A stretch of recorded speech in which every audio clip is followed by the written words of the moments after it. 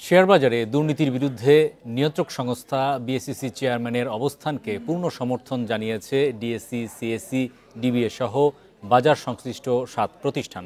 রোববার সংস্থার কার্যালয়ে চলমান সংকট নিয়ে বৈঠক শেষে ডিএসই চেয়ারম্যান বলেন, অবরুদ্ধ করে দাবি আদায়ের ঘটনায় দেশি বিদেশি বিনিয়োগকারীদের কাছে নেতিবাচক বার্তা গেছে। এই ঈদে জামা জুতো অ্যাক্সেসরিজের ডিসকাউন্ট।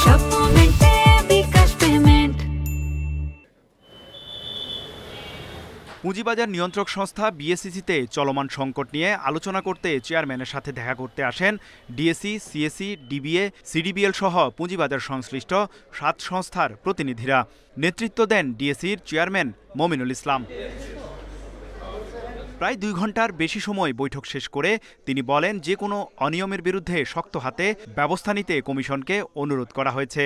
বিনিয়োগকারীদের আস্থা ধরে রাখার জন্য আমরা মার্কেট সংশ্লিষ্ট সবাই নিয়ন্ত্রণকারী সংস্থার সাথে আরও নিবিড়ভাবে কাজ করব।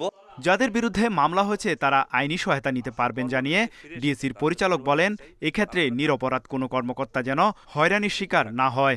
এবং যে 16 জনের ক্ষেত্রে মামলা করা হয়েছে সেটা নিশ্চয়ই কমিশন বিচার বিবেচনা করে তাদের কোনো দোষ খুঁজে পেয়ে করেছেন, কিন্তু আমরা দাবি জানিয়েছি নির্দোষ কাউকে যেন সাজা দেওয়া না হয়।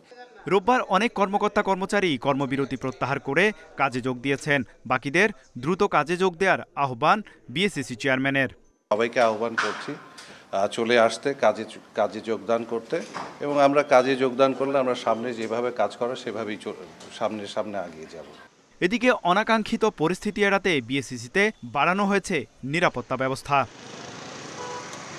তৌহিদ রানা, ইন্ডিপেন্ডেন্ট নিউজ, ঢাকা।